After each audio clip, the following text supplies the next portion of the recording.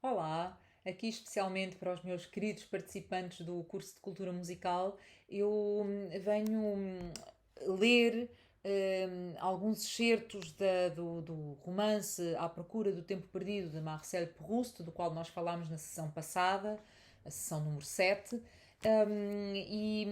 achei que seria bom complementar, depois de termos feito aquelas audições sobre a pequena frase musical, enfim, que abordámos aqui nesta sessão, eu venho aqui ler com um pouco mais de detalhe o que Proust escreve sobre esse assunto.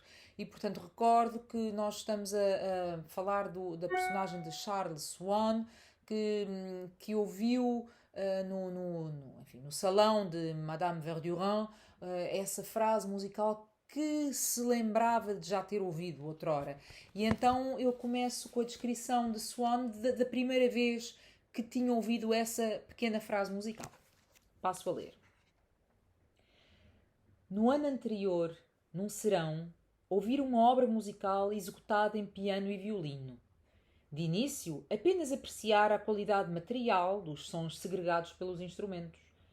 E fora já um grande prazer quando, por debaixo da débil linha do violino, delgada, resistente, densa e condutora, vira de repente, procurando erguer-se num marulhar líquido, a massa da parte de piano, multiforme, indivisa, plana e entrechocada com uma violácea agitação das ondas que o luar encanta e bemoliza.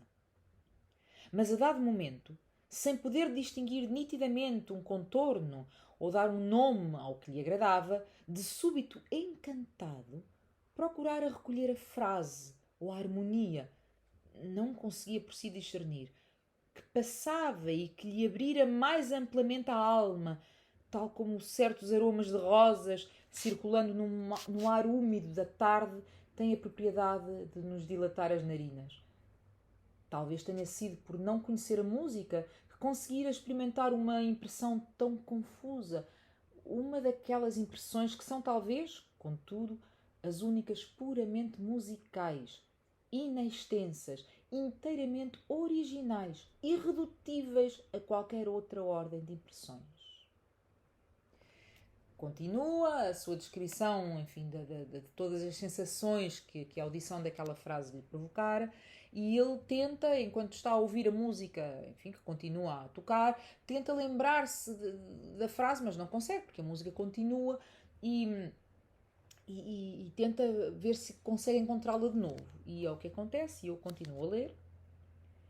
Dessa vez distinguira claramente uma frase que se erguia durante alguns instantes acima das ondas sonoras. E ela propusera-lhe imediatamente volúpias singulares, de que nunca fizera ideia antes de a ouvir, e que sentia que nada mais senão ela lhe poderia dar a conhecer. E por ela experimentara como que um amor desconhecido. Com um ritmo lento, ela dirigia-o primeiro para aqui, depois para ali, depois para algures, para uma felicidade nobre, inteligível e exata. E de repente, no ponto aonde ela tinha chegado e a partir do qual ele se preparava para a seguir, depois da pausa de um instante, ela mudava, súbita, de direção. E num movimento novo, mais rápido, miúdo, melancólico, incessante e doce, arrastava-o consigo para perspectivas desconhecidas. Depois desapareceu.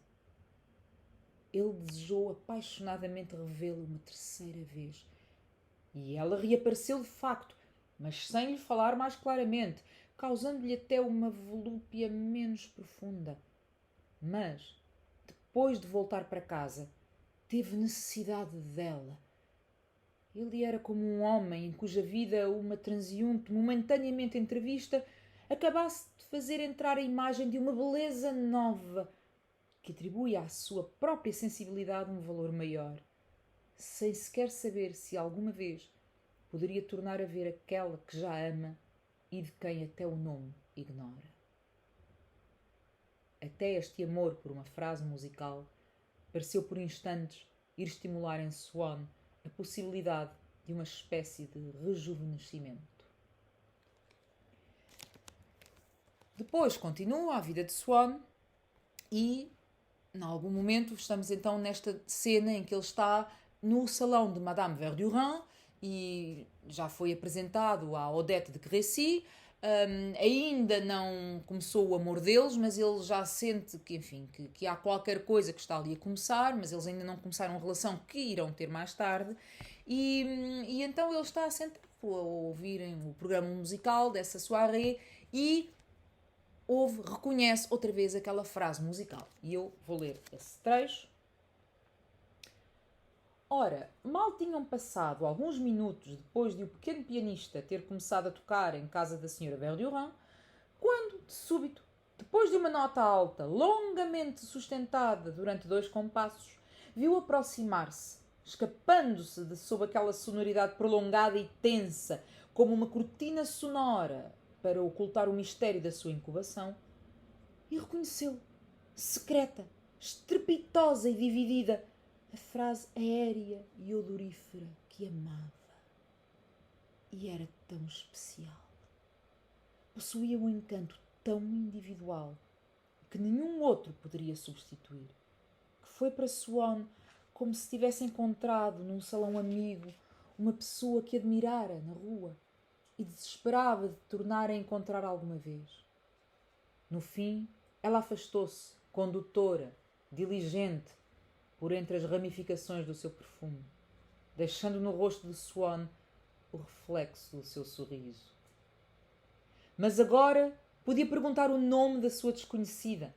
Disseram-lhe que era o andante da sonata para piano e violino de Vinteuil. Estava apanhada. Poderia tê-la em casa quantas vezes quisesse, tentar aprender a sua linguagem e o seu segredo.